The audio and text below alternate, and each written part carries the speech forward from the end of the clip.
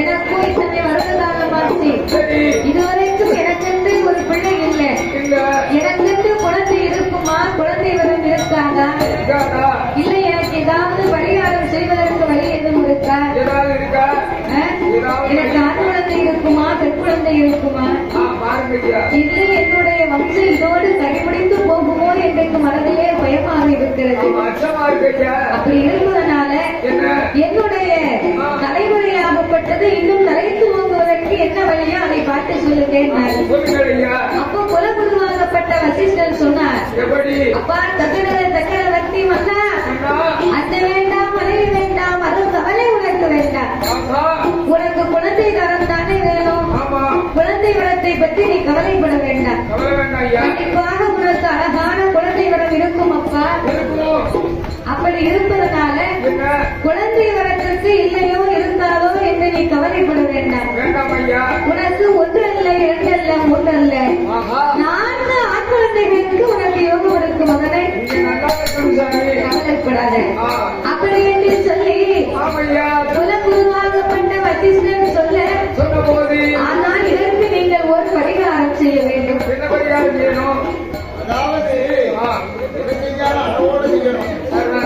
ஆத்திர போட்டாலும் அளந்து போடணும். அளவுக்கு அமிர்தம் நஞ்சி கணக்கு போகத்தான் தானம்.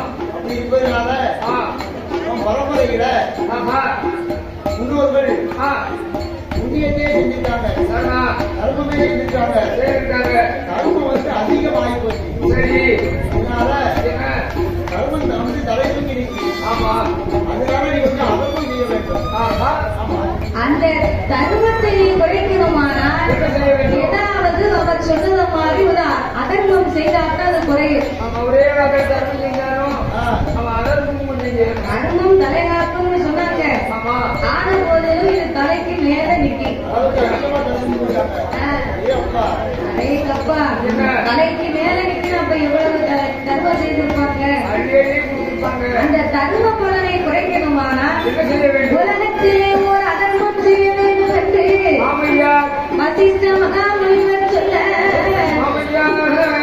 அப்பதான் இந்த பார்த்தான் தசரத சக்கரவர்த்தி மன்னன் அதர்மம் செய்யணுமானால் நான் என்ன செய்ய வேண்டும்? உங்களுடைய தர்ம பலனை குறைக்கணுமானால் 1000 ஆணைகளை நீ வரைமுறைத்து வரணும். 1000 ஆணைகளை வரைமுறைத்து உன் அதர்மத்தை செய்தையானால் தான் தர்ம பலன் குறைந்து உனக்கு தவ குழந்தை கிடைக்கும். ஒரு சிக்கல் வந்து என்னுடைய பாதத்தை கடித்தாலும் நசுக்க மாட்டேன். அந்த சிக்கலுக்கும் அப்படியே தள்ளி விடுவேன். அப்படி ஒரு பாவத்தை செய்யாதவங்க என்ன 1000 யானையை சொல்ல சொல்லுகிறீர்கள். நியாயம் ஐயா. அப்பா தசரத மன்னா, சில காரியங்கள் நடக்கணுமான அதற்கு தகுந்தபடி பரிகாரத்தை செய்தால் மட்டுமே காரியம் நடக்கும். இப்ப கல்யாணம் நடக்குது வைங்களேன். கல்யாணம் என்பது வாழ்க்கை. 1000 காலத்து பயிர். 1000 காலத்து பயிர். உங்களுக்கு தான் பயிர், எங்களுக்கு. உனக்கு நம்ம வயசு 70 இருக்கும்போது எந்த கவலைப்பட போறேன்? நான் ஒன்றும் சொல்லலையா. எங்களுக்கு 1000 காலத்து பயிர். அப்போ கல்யாணம் என்பது ஒரு 1000 காலத்து பயிர் அல்லவா?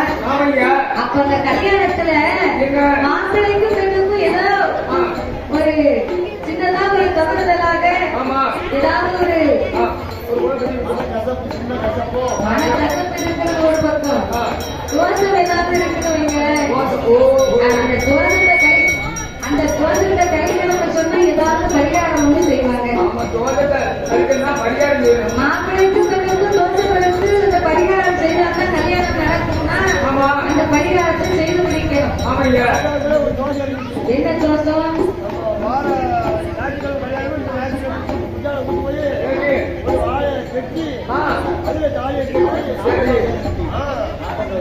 அவருக்கு தார தோஷம் இருந்திருக்கு.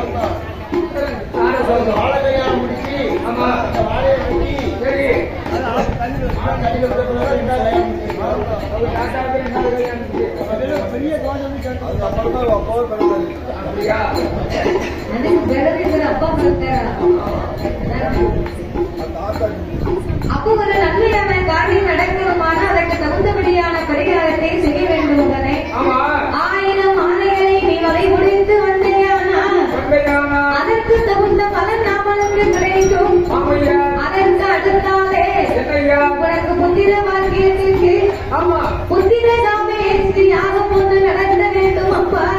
ஆமாப்பா. அந்த புத்திர காமேஸ்வரி யாகத்தின் வலிமையினால உனக்கு புத்திர பாக்கியம் கிடைக்கும். ஆமா, கண்டிப்பா இருக்கு. அப்படி என்று சொல்ல ஆமையா. அவர் செய்வதை தட்டவும் முடியல, முடியல. செய்யாமல் இருக்கவும் முடியல. ஆமா. ஏன்னா பிள்ளைகள வேணும் இல்லையா? ஆமையா. அது வந்து சம்மானித்து பாட்டு வந்து சம்மானித்து தமிழக மன்னனாக என்ன செய்வாரான ஆணைகளை மலை முடிக்க இன்னொரு அம்போடு அம்மாரா துணியோடு இத்தனையும் எடுத்துக் கொண்டு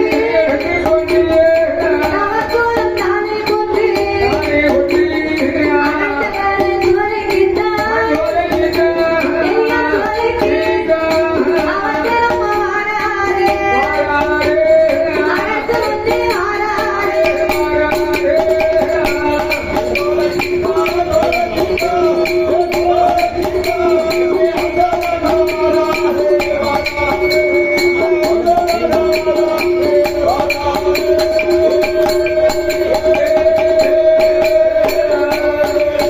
அவர் அவசரமா வாராரு அனந்தானம் தொடங்கி சிங்கம் உறங்கும் மனம் சிறுகுடிகள் வாழும் மனம் ஆமையா. காத்தானை தவறி மாற்ற கட்டுக்கட்டாய் வாழும் மனம் ஆமா. அப்பேர் வட்டாரமான வனத்துக்குள்ளே ஆமையா. வருகின்றான் இந்த தசரத மன்னன். ஆஹா. வில்லோடு அம்போடு அம்பாரா துணையோடு சரா. அவர் கோலத்தை எடுத்துக்கொண்டு ஆமா. ஆணுடைய மனமாகப்பட்டதற்கு வந்தார். ஆஹா. ஒவ்வொரு ஆணைகளுக்காகவும் ஆமா. ஆணையரை எதிர்பார்த்து ஒளிவு கட்டியே காத்திருந்தார். ஆமையா. ஒளிவு கட்டியே காத்திருக்கக்கூடிய வேளையில் இந்த யானை கொள்ளைக்கு ஒரு காரணம். அதாவது பரிசமானவர் சிவபக்தர். சிவபக்தராக இருக்கும்போது சிவபக்தராக இருக்கும்போது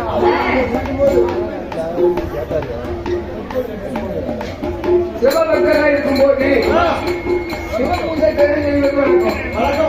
சிவபூஜை செய்வதற்காக அப்ப விநாயகர் பெருமான் முன்னால அமர்ந்திருப்பார். இந்த விநாயகர் பெருமான் அவர் கண்டுக்கிறதே கிடையாது.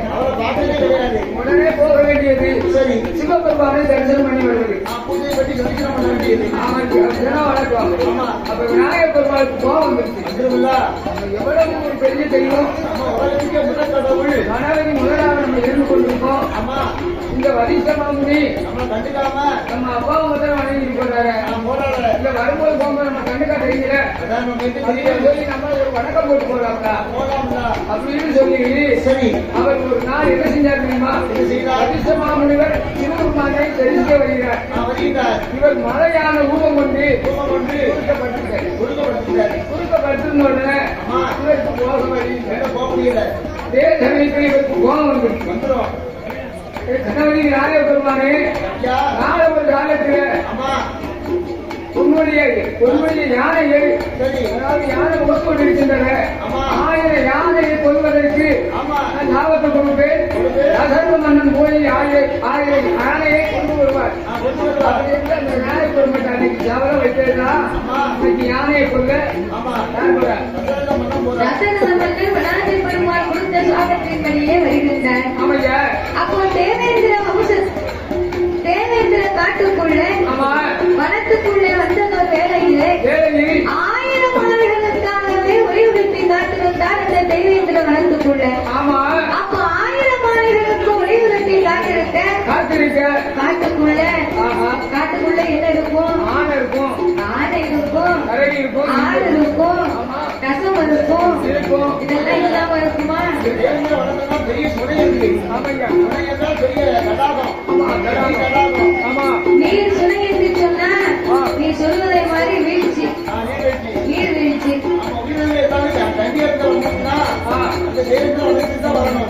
அதாவது மேல உள்ள மலைகளில் வந்து தண்ணிகள் வரக்கூடிய இடத்துல இன்னைக்கு எடுத்துக்கோங்க. கருப்பான நதி அணை இருக்கு.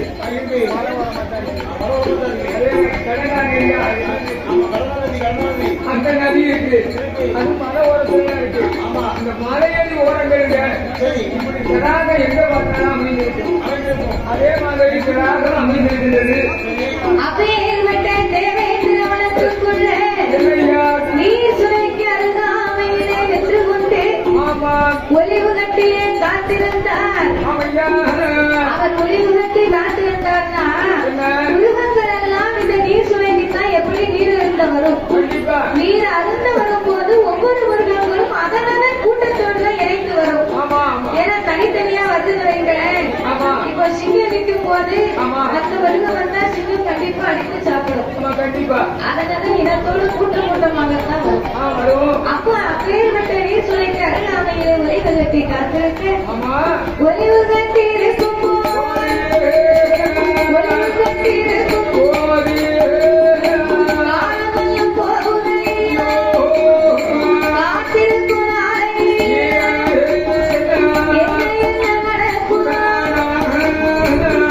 ஆயிரம் ஆணைகளுக்காகவே ஒளிவு கட்டி காத்திருக்கும் போது இருக்கின்ற போது 999 ஆணைகளையுமே வதைபிடித்தார். ஆமையா. கூட்டமா தண்ணி ஊத்தி வருது. சரிதான். அதுல வந்து ஒவ்வொரு யானைக்குமே பானம் போடுறார். ஆமா பானம் போட்டு ஒவ்வொரு யானையை கொண்டார். கொண்டார். அதை 999 யானைக்கு வரப்பிட்டார். ஆமா அப்ப 999 ஆணைகளையுமே வதைபிடிக்க ஆஹா. 1000வது ஆணை ஒன்று மட்டும் மிச்சம் இருக்கு. நம்ம ஒரு யானை முதல் குறைக்கு மன்னர் போய் எண்ணி பார்த்தார் யானையை. ஆமா நம்ம ஒரு யானை அப்படி இடவையை கேட்டு போட்டார். போட்டாரோ எண்ணும் போது என்னாச்சு? 999 யானை தான். அவருக்கு அவ்வளவு குணமா இருக்கு. அப்புறம் நல்லா போகல. 1000 யானைக்கு எத்தனை யானை வருது? நம்மள மாதிரியா மந்தனா இருப்பாரு. அவர் பெரிய ஆளா இருப்பாரு.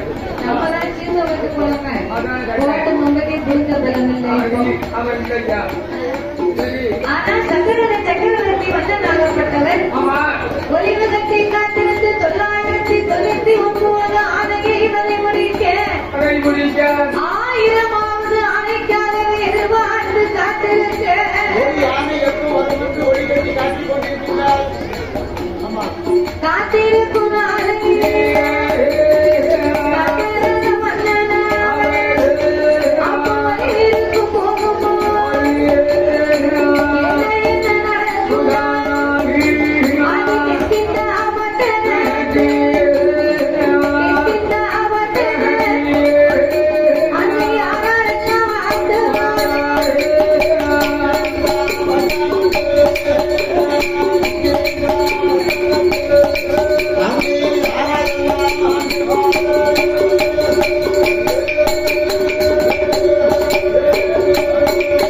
அப்படி கிட்ட மட்டன யாரெல்லாம் அந்தகம் மாமுனி அந்தனையாவன் கோரி அவன் மன்னவன் தேவியும் அவன் மன்னவன் தேவியும் மகிழ்ந்தரசு செய்துவார்.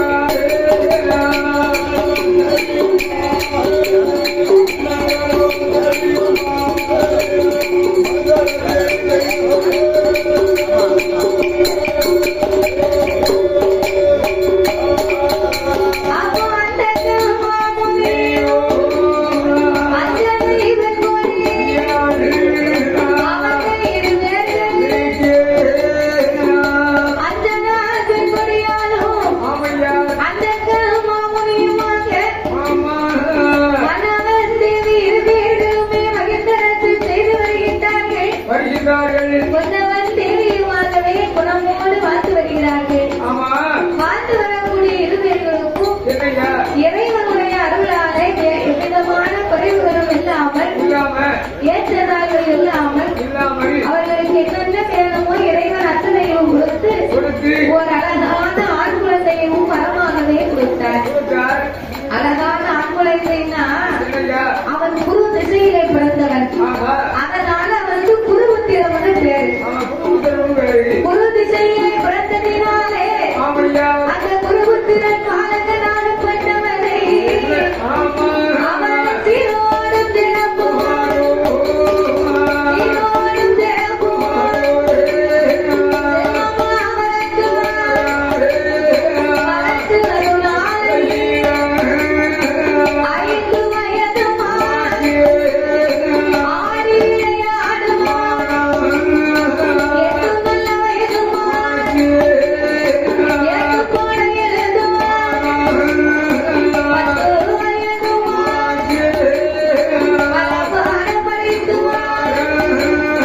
12 வயதுமான் 12 வயதுமான் மனங்களை பறித்து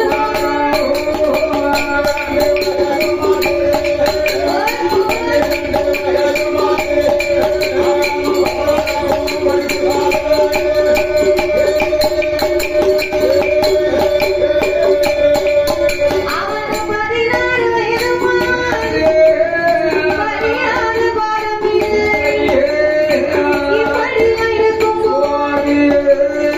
குருவத்தின் பாலகனுக்கு இப்படியாகவே இருக்கக்கூடிய நாளையில் அந்த மாமுனி அஞ்சனை தேவி பெண்கொடியாளுக்கு அவமிருந்து பெற்றெடுத்த திருமகன் இந்த குருபுத்திரனுக்கு 16 வயதாச்சு பல வாரங்களை படித்து வருகின்றார்.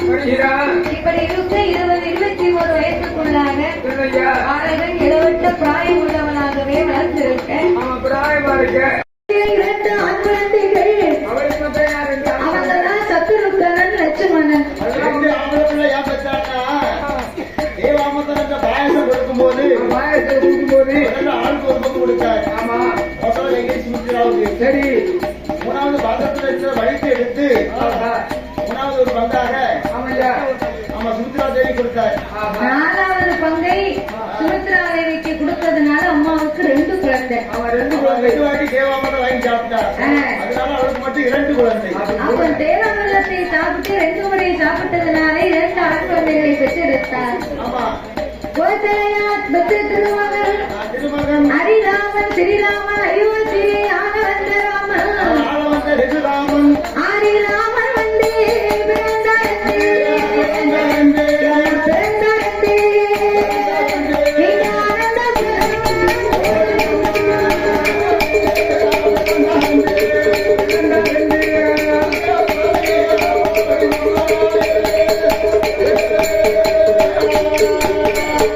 எப்ப நீ குலவப்பட சொல்லு எனக்கு உறக்க வருது. ஆட்சி மட்டும்தான் குலவப்படுறாங்க. முன்னால எல்லாரும் நல்லா இட்லியை சாப்பிட்டு தேர் போட்டு தூங்குறாங்க. போன பயிர்ல ஒரு உறவு போட சொன்னேன். குலவப்பட சொன்னியா? போன பயிர்ல உறவு போட சொன்னேன். ஒரு பாட்டி மட்டும் உறவு போட்டுச்சு. பாட்டி வாயிலிருந்து கெட்டு போட்டு கீழே வந்துச்சு. நாய் வீட்டு வழி தாத்தா ஏற்கனவே சொல்ல போக மாட்டாங்க. பாட்டி போல வந்துச்சு. நீ இதோட சொல்லிக்கிட்டு இருக்க செஞ்சதான் ஓடுவோமே. அதெல்லாம் சொல்லப்படுவாங்க. மத்தியானம் மாட்டாங்க. இப்ப கொஞ்சம் டயர்டா இருக்குன்னு இட்லி பார்க்க வேலை.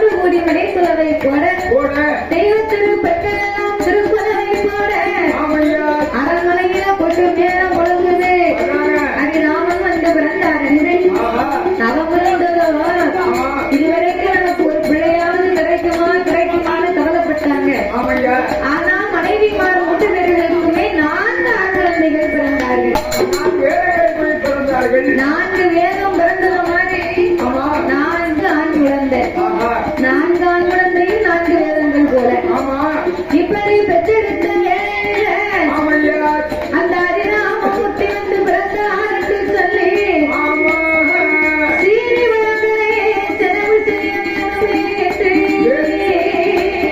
ஆமையோ அந்த காலம் பிள்ளை பிறந்த வீட்டுல சீனி பழம் எங்கன்னு கேட்பாங்க, இப்போ சரக்கு எங்கன்னு கேட்காங்க. அதெல்லாம் மட்டுமில்ல எல்லா சுப நிகழ்ச்சிகளுக்கும் என்னய்யா ஏ மாப்பிள என்ன நீ எல்லாம் கௌரி மாப்பிள இதான் உண்மை. அதாவது நீ சொல்லுத சுப நிகழ்ச்சின்னா எதுவும் கவனின்னு நீ சொல்லுத, ஆனா அந்த காலத்துல வந்து குழந்தை பிறந்த வீடா இருந்தாலும் சரி, சரி கல்யாண வீடா இருந்தாலும் சரி, இருந்தாலும் சரி சடங்கு வீடா இருந்தாலும் சரி, ஆமா இல்ல ஒரு கிழவங்களை போய் சேர்ந்தாலும் சரி, மழை போட்டா எந்த வீட்டா இருந்தாலும் அந்த காலம் சாப்பாடு தான் போட்டிருக்காங்க.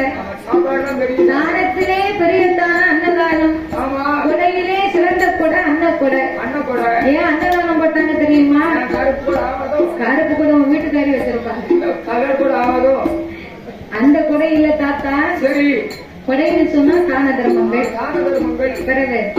அப்போ என்னய்யா அப்படி தான தர்மங்கள் அந்த காலத்துல சரி அன்னதானம் அனுப்பிச்சு வச்சே மத்தியானம் அதே அப்ப அன்னதானம் பண்ணா என்னய்யா சாப்பாடுனா இத மாதிரி சாப்பாடுனா எங்கேயும் சாப்பிட்டது கிடையாது. அதானே கேட்டேன் அது போக இப்ப சாயந்தரம் இட்லி இட்லி அது இட்லியே கிடையாது. என்னது மல்லிகைப்பூ அப்போ உன் வீட்டுக்காருக்கு ரெண்டு வச்சுட்டு தலையில அதே தொண்டையில போகும்போது தட்டாம போகுது. அதானே எல்லாம் அன்னதானம் இட்லி போடாங்கன்னு தெரிஞ்சிருந்தா சர்வா என் பொண்டாட்டியை கொண்டு வந்திருப்பேன். எதுக்கோ அவன் இட்லி தான் நல்லா சாப்பிடுவா. அதானே கேட்டேன் எவ்வளவு தெரியாம போச்சு. அப்போ அடுத்த வருஷம் ஃபேமிலியோட ஆட்டோல வந்துரு, அந்த வழியா ரொம்ப ஃபேமிலியோட வந்துருவோம். நல்லா சாப்பிட்டு போகலாம். அழகா சாப்பிட்டு போவாங்கல்ல. 3 நாளைக்கு இது அரிசி என்ன விலை இருக்கு? அது 25 ரூபா. அரிசி விலைக்கு வாங்கி சாப்பிட முடியுதுன்னா அதனால சாப்பிட ஹோட்டலுக்கு போனோம்னா 150 ரூபா ஆகுது. சர்வா ஹோட்டல்ல சாப்பிட கொஞ்சம் கஷ்டமா இருக்கு. அதனால அந்த காலம் அன்னதானம் போட்டாங்க. அந்த காலத்துல அன்னதானம் ஏன் போட்டாங்க தெரியுமா? இதற்காக மனிதர்கள் எதை வேண்டாம்னு சொன்னாங்க? இட வேண்டாம்னாங்க அன்னத்தை ஒண்ணு மட்டும்தான் போதும்னு சொன்னாங்க. ஆமா போதும் போதும் நான் சாப்பிட்டு வாங்கிக்கிடுவேன், ஆமா எவ்வளவு பெரிய ஆளா இருக்கட்டுமே சரிதானே போதும் நான் சாப்பிட்டு வாங்கிக்கிடுவேன் அன்னத்தை மட்டும்தான் சொல்லுவார்கள். ஒரு வாட்டி வாங்கி சாப்பிடுவான் சாம்பாருக்கு. சரி 2வது வாட்டி வாங்கி சாப்பிடுவான் வத்த குழம்புக்கு. சர்வா 3வது வாட்டி வாங்கி சாப்பிடுவான் ரசத்துக்கு. சரி 4வது கொஞ்ச நாள் மோர்ஸ் வாங்கி சாப்பிடுவான். சர்வா அதுக்கு அடுத்து அதான் பாயாசம். அதுக்கு அடுத்து 5வது அந்த அண்ணாச்சி தண்ணி சோத்தை கொண்டு வந்தாருன்னா அன்னைக்கு வருவான் சோத்தை. அண்ணாச்சி இது மாதிரி வச்சிடாத, இது மாதிரி வச்சீங்கன்னா வயிறு வலிக்கும் அப்படின்னு சொல்லிடுவோம். வயிற்று சாப்பிட்டேன் போதுமா. அதத்தான் எதை வேண்டாம்னாங்க அன்னம் பண்ணைதான் போதும்னாங்க. அது மட்டும் போதும்னாங்க. அதுதான் அந்த காலத்துல சாப்பாடு பண்ணாங்க. ஆனா இப்ப அப்படியா? நீ சொன்ன சுப நிகழ்ச்சிக்கு தான் சரக்குங்கன்னு கேட்டாங்கன்னு சொன்னேன். இப்ப அப்படி கிடையாது. இப்ப சடங்கு வீடும் சரி, கல்யாண வீடும் சரி, கிழவன் போய் சேர்ந்தாலும் சரி, கஷ்டமோ நஷ்டமோ ஒரே பாட்டுலதான். ஆம்பளை பிள்ளை பிறந்தா ஆப்பு, பொட்டை பிள்ளை பிறந்தா பெரிய புல்லு. இப்போ அதான் பெரிய தானம் பார்த்துக்கோ. அதான் காணும் அப்படின்னா கூட்டம் வருது, இல்லன்னா அந்த ஆம்பளை கூட்டமே வரமாட்டேங்குது. வராது வராது அதுக்குதான் வெட்டி கொண்டு அட்டை வெட்டியா கொண்டு வருவாங்க எங்க ஊர்ல இங்க இல்ல இங்க யாருமே தொட மாட்டாங்க. நம்ம கோபுரம் விழுப்புரம் நம்ம ஊர்ல தானே. நம்ம ஊர்ல தானே.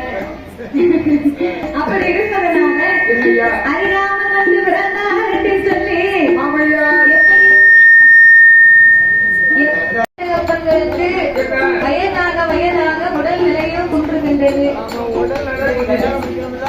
பிறகு 21 வயசாயிட்டு. கண் பார்வையும் மங்குது. ஆமா வயசாயிட்டு இப்படி கல்யாணம் முடிக்கணும். ஆமா கல்யாணம் முடிக்கணும்னா பொண்ணு பார்க்கணும். ஒண்ணு பார்க்கணுங்களா பொண்ணு பார்த்தா தான் கல்யாணம் முடிக்க முடியும். அதே பொண்ணு முடிக்கணும். குடும்பத்துல பார்க்கணும். சொந்தத்துல பார்க்கணுமா அதை பார்க்க மாட்டான். அப்படின்னு நீ தான் நினைக்க. சொந்தத்துல பொண்ணு பார்க்கத்தான் செய்யலாம். அந்நியரா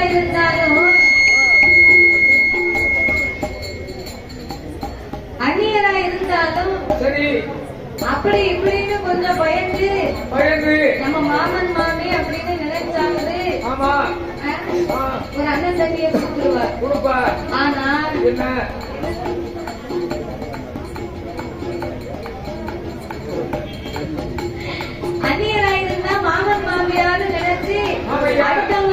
பயங்காவது அண்ணன் தண்ணி கொடுத்துருவா. சரிவா. ஆனா சொந்தத்துல வந்தான்னு வை, அவன் நினைப்பா என்ன அப்பா கூட பிறந்தவ தானே, நம்ம அத்தை தானே அப்படின்னு லேசா நினைச்சுவா. பாத்துக்கோ,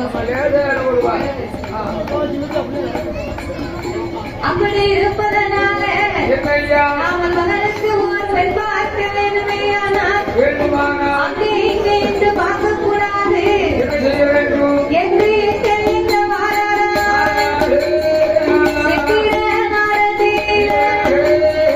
சித்திரவல்லி பெண்கொடிய அவள பெண் பார்க்க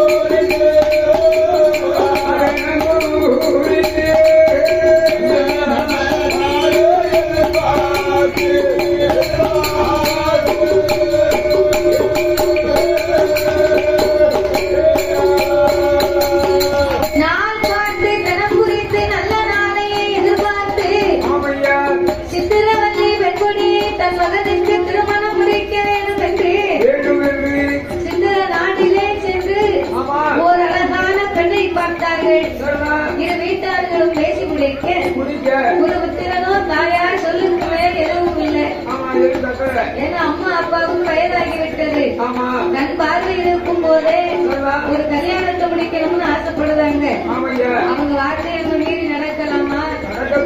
குருபுத்திரனுக்கு அம்மா அப்பானா போதும், உயிரையே விட்டுருவான், தெய்வமா நினைப்பான். அப்படி இருப்பதனால தாய்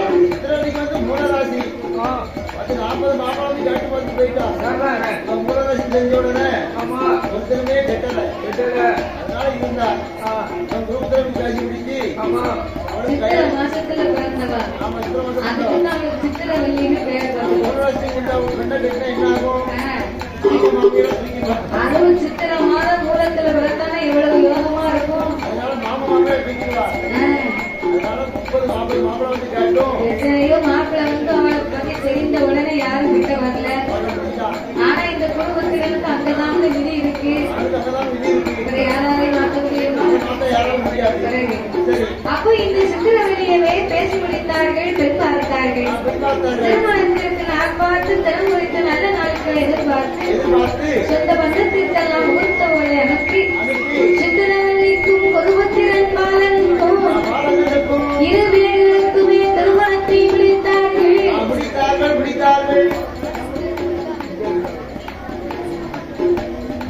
குருபத்திரனுக்கும் சித்திரவெளிக்கும் திருமணத்தை முடிக்க அன்றைய நாளாக 6 மாசம் ஆச்சு. வந்து வாக்கப்பட்டு வீட்டுக்கு வந்து 6 மாசம் ஆச்சு. 6 மாசம் ஆனாலும் என்ன ஆச்சு? முதல்ல அத்தையை தூக்கிட்டா.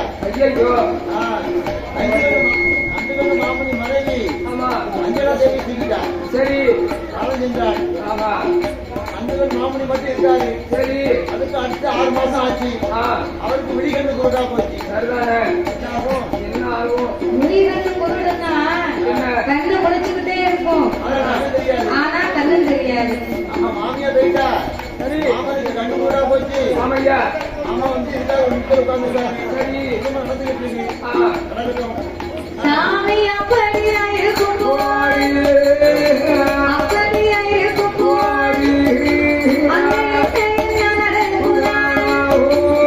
சித்திரவல்லி வெண்கொடி அந்த குருபத்திரன் பாலன் அவன் ஒருவர் சொல்லை ஒருவர்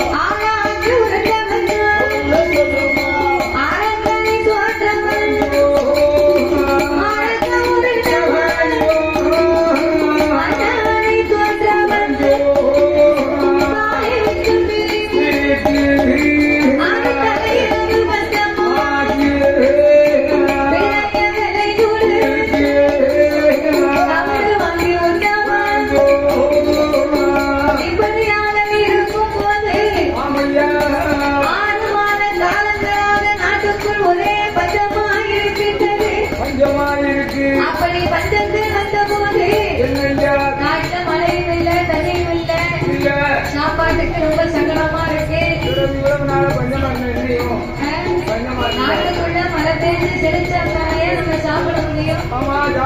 இந்த சித்திரவதை வந்த நாளையில இருந்து 6 மாத காலம் வரைக்கும் நாட்டிலே மழை இல்லாமல் சாப்பாட்டுக்கு சரியான வழி இல்லாமல் ஊருக்கு விறகு வெட்டி வியாபாரம் செய்து வேலை பார்த்து வரான்.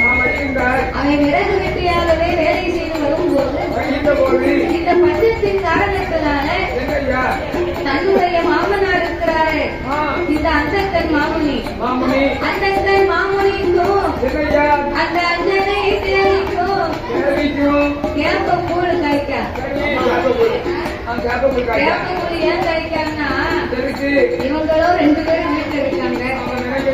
நம்ம கணவர் மட்டுமே வேலைக்கு போறாரு. ஏற்கனவே நாட்டுல இப்படி வேற பஞ்சமா இருக்கு.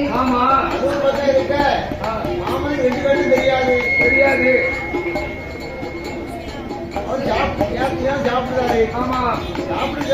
சரி சாப்பிட்டா வெளியே வேலைக்காக முடிக்க வெளியே போனோம்ல, போனோம். அவருக்கு எதிர்த்து போக முடியாது. என்ன செய்யணும்? சாப்பாடு கொடுத்தா ஆயிரத்தான் கொடுக்க முடியும், அவருக்கு அதிகமா போட முடியும். அதுதானே கேட்டேன். அதனால அவரை குறைக்கணும். அப்படியா? அதிகமா குறைக்கணும்னு என்ன செய்தாள்? அந்த அந்தக்கன் மாமுனிக்கும் அஞ்சனை தேவிக்கும் பஞ்சத்தின் காரணத்தினால அவருக்கும் கண்பார்வை வங்கிவிட்டது, உடல்நலமும் போய்விட்டது. இவங்களை வச்சு நம்ம எப்படி பார்க்க நம்மளால முடியாது. நம்ம கணவர் மட்டுமே வேலைக்கு போறாரு, வீட்டுக்கு வராரு. அப்படி இருக்கும் போது எல்லாருக்குமே நெல்லரிசி சாப்பாடு கூட இல்ல. போடுவாரு. நெல்லரிசி சாப்பாடு போடுறதுக்கு இல்லைன்ன உடனே தன்னுடைய கணவனுக்கும் அவளுக்கும் மட்டும் நெல்லரிசி சாப்பாடு பொங்குதா. மாமன் மாமியாருக்கு கேப்பக்கூழ் காய்த்து ஆண்டு மாடுல சண்டு வச்ச விதையும் இருக்காது, காரமும் இருக்காது, தொழில் மட்டும்தான் இருக்கும். ஆண்டு மாடுல கேப்ப சண்டு வச்சது. ஒரு கேப்பையில 9 ஓட்டை இருக்குமா? ஒரு கேப்ப இல்ல, கேப்பை இருக்கும் சின்னதா இருக்கும். அந்த கேப்பைக்கு அதுல 9 ஓட்டை இருந்துச்சுன்னா அந்த கேப்பையில அண்ணன் இருக்குமா? உள்ள இருக்காது, அண்ணன் கிடையாது, சக்கலா இருக்கும் பூரா. அப்படி ஒரு ஆண்டு மரண கேப்பையும் அது போக சண்டு வத்தலையும் கொண்டு வந்து அவளும் இல்லத்து பானை வாங்கி ஒரு மாலையில் நல்ல மறுமாலையில் கேப்பக்கூழ் இல்லத்து பானை போட்டு இல்லத்து பானை போட்டு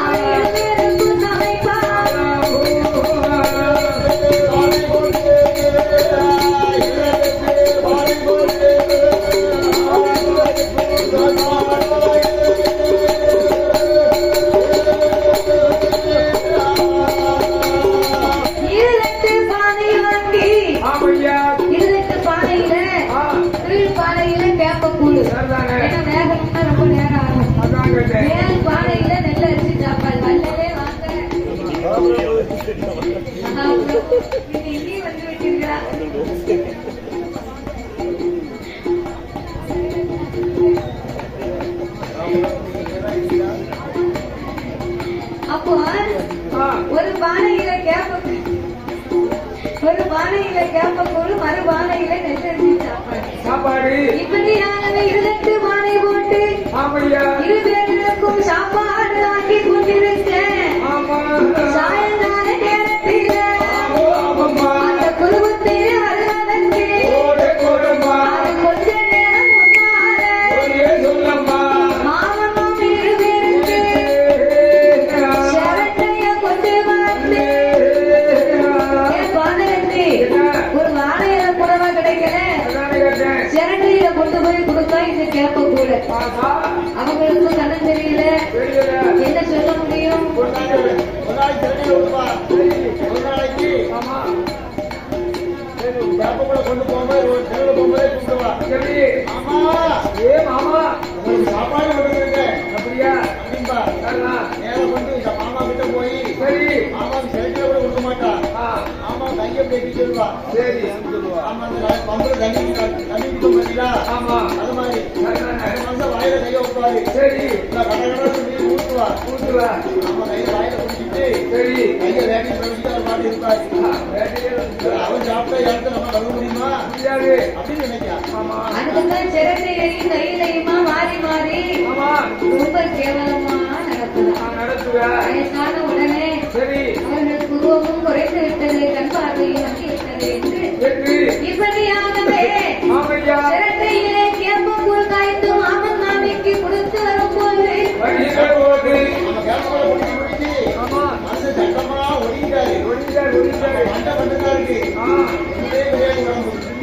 அவன் நல்ல கேப்பையான உடம்பு இருக்கும், ஆண்டு பாருங்க கேப்பனா இதற்காகவும் கேப்பக்கூழ் தான் உடம்பு குறைச்சிருமில்ல, உடம்பு குறைக்கும்.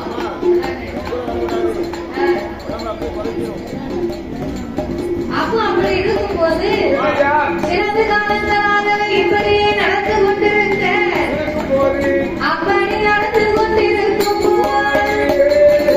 ஒரு நாள் தினமதி சுக்கிரவார வெள்ளியில அந்த என்ன நடக்குமா?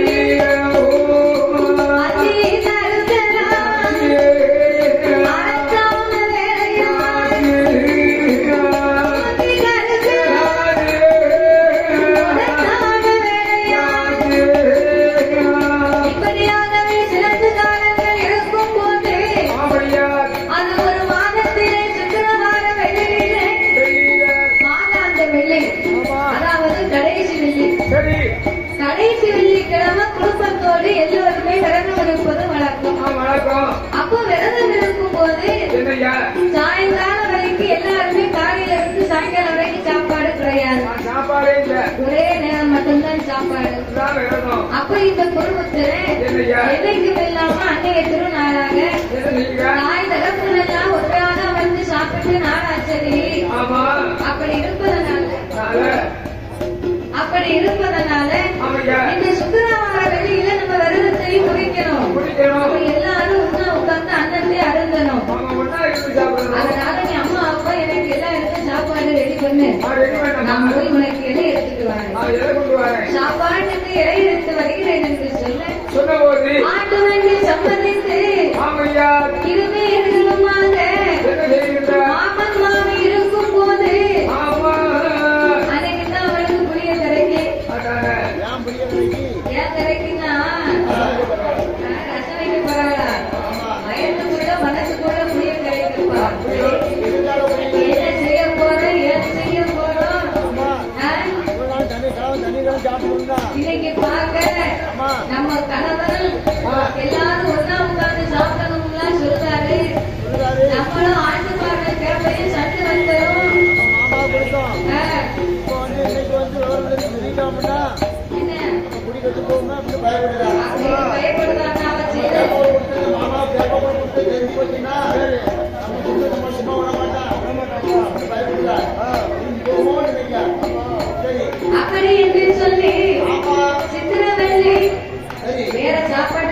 கிடையாது. ஆனாலும் கண்டிப்பா இதைத்தான் செய்தாக வேண்டும். அப்ப இவ இத்தனையுமே ஏற்பாடு செய்ய குருபுத்திரன் போனா இளையருக்கு கொண்டு வந்தான். மாமன் மாமியார முன்னால் அமர வைத்தான். குருபுத்திரன் வந்து அமர்ந்தான். ஏ சித்திரவேலி, எல்லோரும் அமர்ந்து சாப்பிடுவோம், நீங்க உட்கார்ந்து பழுமாறு அப்படின்னு உடனே சித்திரவேலி பார்த்தார். ஒரு நாளும் இல்லாம இன்னைக்கு சிரட்டையில கொடுப்போம், கையில கொடுப்போம், இன்னைக்கு எல்லாம் போட்டா என்னமோ ஆகுமோ அப்படின்னு ஒரு பக்கம் நினைக்கா, ஒரு பக்கம் யோசிக்கா, ஒரு பக்கம் பயப்படுவா, ஒரு பக்கம் இலையவும் போட்டா. இலையை போட்டு அமர்ந்திருக்க அப்பதான் இந்த அந்த மாமலையும் அஞ்சனை தேவியும் சொன்னார்கள். சித்திரவள்ளி, இன்னைக்கு எங்களுக்கு சிரட்டையில கொடுப்ப, இல்லைன்னா கையில் அளந்து கொடுப்ப, இன்னைக்கு தலைவான இடம் வச்சிருக்கு, என்னம்மா எதுவும் இருந்தா அப்படின்னு கேட்டாங்க பாரு. குடும்பத்திலே இதை பார்த்துக்கிட்டே இருக்கான்.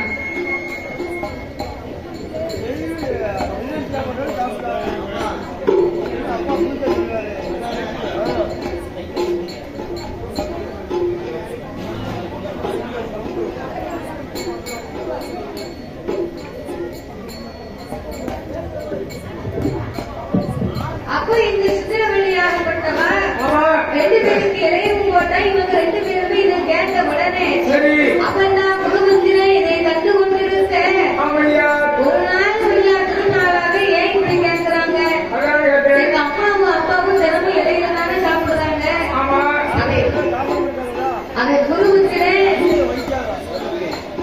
அந்த குடும்பத்திலே ஏன் அப்படி சொன்னா தெரியுமா?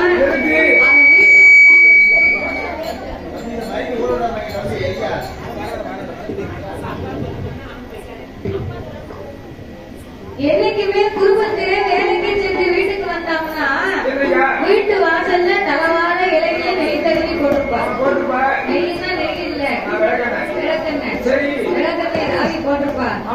குடும்பத்தில வரும்போதெல்லாம் நினைப்பான், நம்ம அம்மாவுக்கு அப்பாவுக்கு சித்திரவள்ளி நெய்ய சோறுமாலாம் கொடுத்திருக்கா அப்படின்னு இவர் மனசுல நினைக்கணும்னு அதை ஒரு பக்கம் சமாளிச்சா.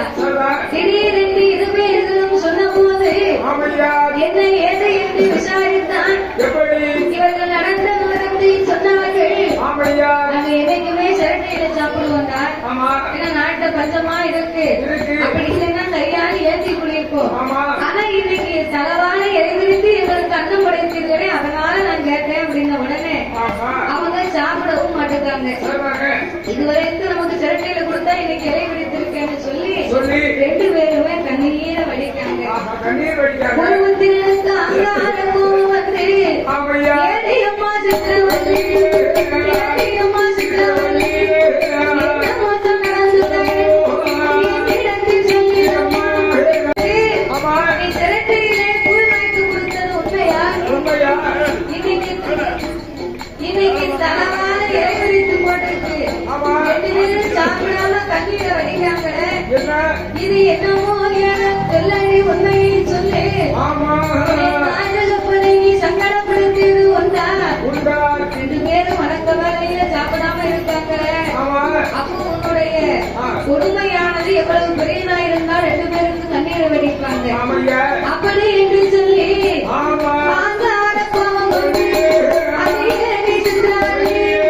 என்னுடைய வார்த்தைகள் அம்மா அப்பா இருவருக்கு சிரட்டையில கொடுத்தவா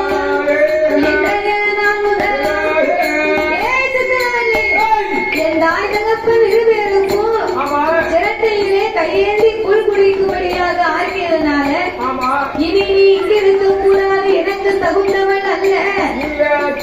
எங்க அம்மா அப்பாவுக்கு எப்படி சிரட்டையிலே கொடுத்தாயோ, கையேந்தி உண்ண வைத்தாயோ, ஆகையினாலே நாளை ஒரு காலத்திலே நாயாக பிறந்து உன் ஆவால் நக்கி தின்பாய்ப்போ அப்படின்னு சாபத்தை கொடுத்தார் குருபத்திரை. குருபத்திரை சாபத்தை கொடுத்ததுனால இன்னைக்கு பாருங்க, நாய் தெருத்தருவா நாக்கால எவ்வளவுதான் இன்னும் நக்கித்தான் தின்ன முடியும். தண்ணி போனாலும் நாய் நக்கித்தான் குடிக்கும். ஆற்றுலயே தண்ணி போனாலும் ஆறுலயே தண்ணி போனாலும் நாய் நக்கித்தான் குடிக்கும். கண்டிப்பா. ஏன்னா அவர் கொடுத்த சாபம். ஆமா, சாபம் கொடுத்தது. அப்ப இந்த சித்திரவள்ளிக்கு குருபத்திரை உடனே ஆமையா அப்ப சித்திரவதை பார்த்தார். என்ன செய்கிறார்? எத்தனை இருந்தாலும் நாட்டுக்குள் இருக்கும் மந்திரத்துக்காகத்தானே நான் இப்படி செய்ததை தவிர ஆமா உனக்கு நான் ஒரு நாள் துரோகம் இழைத்தது கிடையாது. ஆமையா ஆகையினால் எனக்கு சாபம் விட்டு உனக்கு பிடி சாபத்தை என்ன சாபம்? உன் தாய் தகப்பனை பெரிதென்று எண்ணி எனக்கு சாபத்தை கொடுத்தாய் அல்லவா? ஆமா அவர்கள் இரு பேர்களுக்கும் ஆமா சாகும் போது உன் அருகாமையில் இருக்க மாட்டார்கள். ஆமையா நீ அவர்களுக்கு முன்பதாகவே உன் உயிரை வாய்ப்பாயிருந்து சாபத்தை கொடுத்தாய். சாபத்தை கொடுத்தார். இவங்க மாண்டு மடியதற்கு முன்னால என்ன? நீ மாண்டு போவாய். அவர்கள் கொள்ளை வைக்க பிள்ளை இல்லாமல் நிற்பார்கள். ஆமா நீ போனதுனால ஆமையா கடைசியில வந்து அப்பா அம்மாவும் நீ உதவ மாட்டேன் உதவாம வெறும் சாபத்தை கொடுத்தார் கொடுத்தாள். அப்படின்னு சாபத்தை கொடுத்த உடனே என்னாச்சு? அன்னைய நாள்களாக என்னையா அந்த சித்திரவதைக்கு கொடுத்த சாப கர்மத்தை தீர்க்கணுமானால் வேண்டுமானால் காவடி கட்டிக் கொண்டு நாமல் காட்சிக்கு போக வேண்டும் என்று வேண்டுமென்று தாண்டகப்பன் இருக்கிறேன். தாண்டகப்பன் இருக்கிறேன். காடி காலடியாய் கட்டிக் கொண்டு அவனோ காட்டு வழி பாதையால் அந்த கிருஷ்ணா முறியுமே காலடைய பயணமாய் காலடைய பயணமாய் அவன காசிக்கு வாராய்.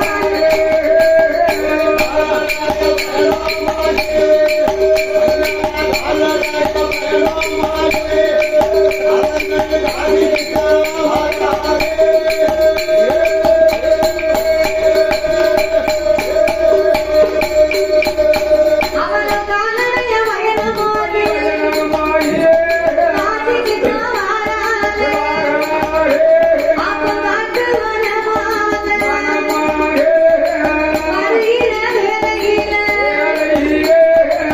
வாசி காவலியாகவே தன் தாய் தகப்பன் இருவேரையும் கட்டிக்கொண்டு காவலினா அம்மாவையும் அப்பாவையும் இரு கூடையில வைத்து முன்னும் பொண்ணுமாகவே காசி காவடி கட்டிக்கொண்டு காட்டு வழி பாதையா கால்நடையாகவே வந்து கொண்டிருக்கிறார் இந்த குருபுத்திரன். அப்ப இந்த கால்நடையாக வரும்போது தேவேந்திரவனத்துக்குள் வருகின்ற நேரத்தில் அந்த தேவேந்திரவனத்திலே நீர் சுழங்கி பக்கத்தில் ஒளிவு கட்டி காத்திருந்தார் இந்த தசரத மன்னன். இவரும் காத்திருக்கிறார். இவனும் காட்டு வழியா வந்தான். அம்மா அப்பாவுக்கு தண்ணீர் தாகம். மத்தியான வெயிலுக்குள்ள அவ்வளவு தூரம் நடந்து வர முடியுமா? நடந்து வந்தா தாகத்தை தீர்க்கணும் இல்லையா? அப்போ நீர் சுழலின்னு சத்தம் கேட்கிறதப்பா. இந்த பாதையில நீர் ஓடக்கூடிய சத்தம் கேட்கு. எங்களுக்கு தண்ணி தாகமா இருக்கு, கொஞ்சம் நீ சென்று வெள்ளம் எடுத்து வா அப்படின்னாங்க. அப்போ 2 தடவை கீழே இறக்கி வைக்க கூடாது. காசியில போயிட்டு அவங்கள வைக்கணும். பிறகு அப்படின்னு சொல்லி கவிட்ட மரத்துல இந்த காசி காவடியை இரு பேர்களை சமமா போட்டான். கவிட்டை வைத்த மரத்துல வன்னி மரத்திலே இரு பேர்களையும் அந்த காவடியை வைத்து விட்டு தாய் தகப்பனுக்காகவே தண்ணீர் எடுக்க வேண்டும் என்று சுரக்குடுவையை கொண்டு வந்தான். அவன் வைத்திருப்பதும் சுரக்குடுவை. அப்பா நீர் சுனைக்கு வந்து சுரக்குடவிலே தண்ணீரை கோதினான். தண்ணீரை கோதும் போது சுரக்குடவையில சத்தம் எப்படி கேட்கும்?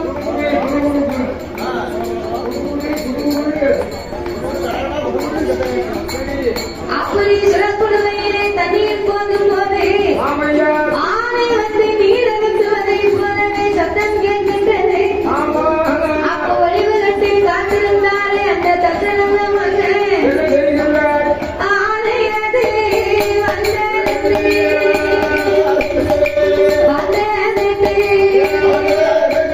அவன்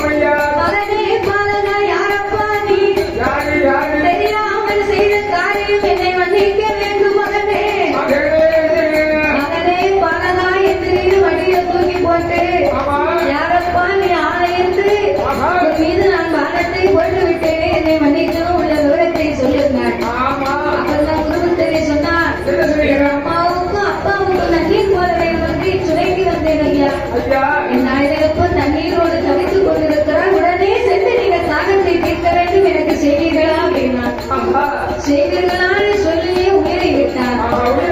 உயிரை விட்ட உடனே குடுவையை கையில் எடுத்து தண்ணீரை கொண்டு வந்து தாய் தகப்பனுக்கு கொடுக்க வேண்டும் என்று கொடுத்தார். அப்போ சுரக்குடுவையை கொடுத்த உடனே இந்த அஞ்சனை பெண்ணுடைய மகனை தொட்டு பார்த்தார். பாலகன் தொட்டு பார்த்த உடனே பாலகன் மாதிரி தெரியலையே, இது ஆபரணங்கள் அணிந்திருக்கின்றார்களே, அப்ப இது யாராயிருக்கும்? ஆதரவாய் வணங்கி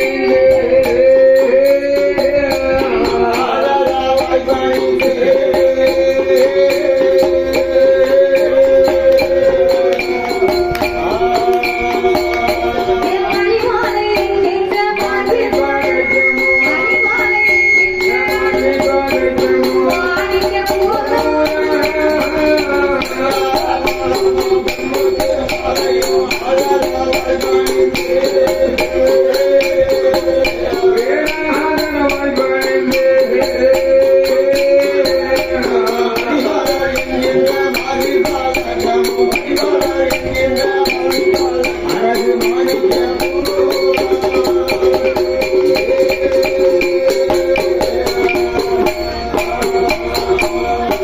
ஆடம்பரத்துடன் திருக்கோயில் ஆதி உத்திர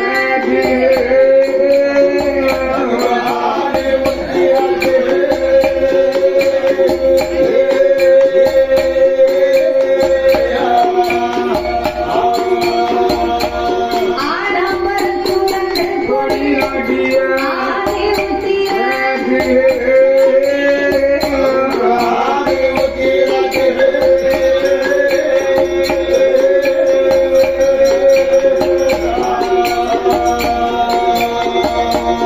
ஆதி உத்திரம் தன்னில் ஆதி உத்திரம் தன்னில் ஆனந்த கூட்டம்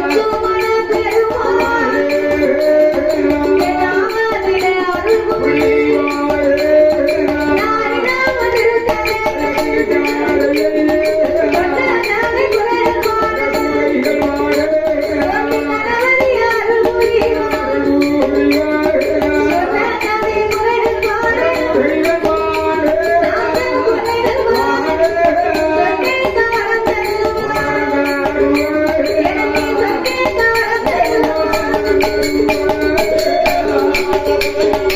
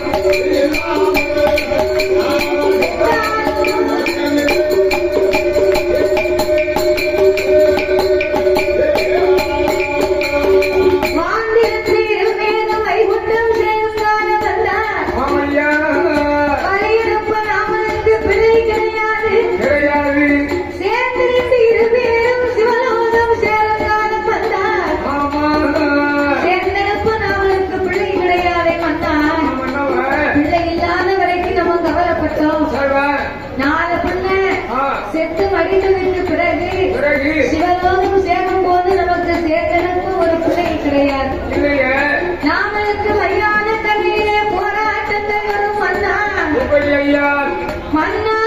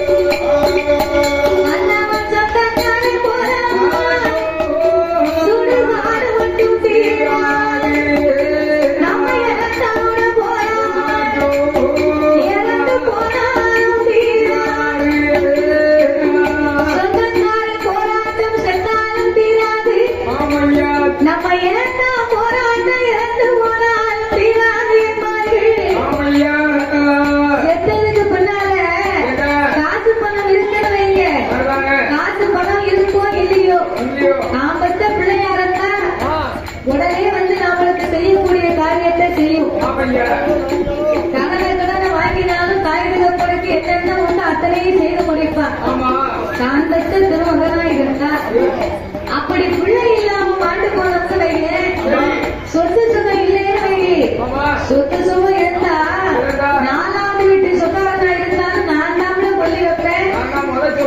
வழி விடு மகனை போட்டு தெரியுங்க முன்னால ஒரு அருவா தொங்க விட்டுருப்பா பார்த்துக்கோ. அதே காசு பணம் இல்லைன்னு சொந்த பெரியப்பா மகனா இருக்கும்.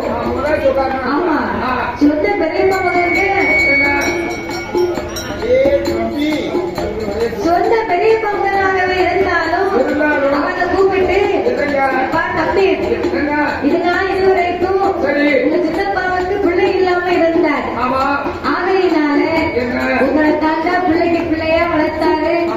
நீங்கெல்லாம் வந்து செய்யக்கூடிய காரியத்தை செய்யணும். அதனால நீ வந்து உன் காரியத்தை செய்யணும்னு சொன்னா அவன் சொல்லுவான், நான் எங்க அப்பனுக்கே கொல்லி வைக்கல, அவன் கெட்டின வீட்டுக்கு வெள்ளை அடிக்காம போயிட்டான் பாவி, இவனுக்கு நான் கொல்லி வைக்க போறேன். சித்தப்பனாவது செட்டப்பனாவது தூக்கியா சவட்ட அப்படிம்பா. அப்ப பணம் பந்தியிலே குணம் குப்பையில இருக்கான். பணத்துக்கு தான் மதிப்பே தவிர குணத்துக்கு இந்த உலகத்துல எங்கேயுமே மதிப்பு கிடையாது. காலையில டீக்கடையில போய் உட்கார்ந்துக்கிட்டு நான் நல்ல பிள்ளை, எனக்கு குணமான பிள்ளை, ஒரு டீ கொடுங்கன்னு கேட்டா தருவானா? திருந்து போயில வெட்டிய பிடிச்சு கொண்டு வச்சிருந்தாரு. காலையில வந்துட்டான்.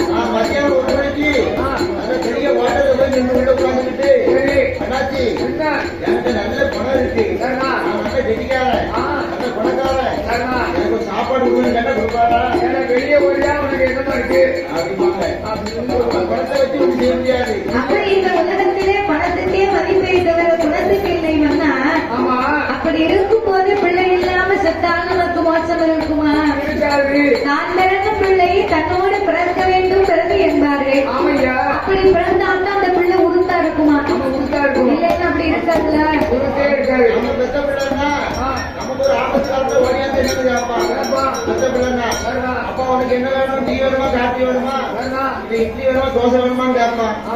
அதே மாதிரி கூட பிறந்த பிறகு அண்ணன் தம்பி இருந்தாங்கன்னா தம்பி வந்து நம்மள யாராவது ஒரு சின்ன பிள்ளை எவ்வளவு பேசிட்டாங்கன்னா உடனே அண்ணன் வருவான். என் தம்பி யாருல பேசுனது? சரி, தம்பி நீ எப்படி வருமா? இந்த கதையை நீ திட்டத்திற்கு வந்த மகன் அவங்க முட்டைகளை வாங்கிடுவேன். தம்பி நீ பேசவே இல்லை. பேசுறாங்க. சரி, பாரு பாப்பா. இப்போ அடி இப்ப அடிச்சு பார்ப்போம். இப்போ அடி நான் நிற்கும் போது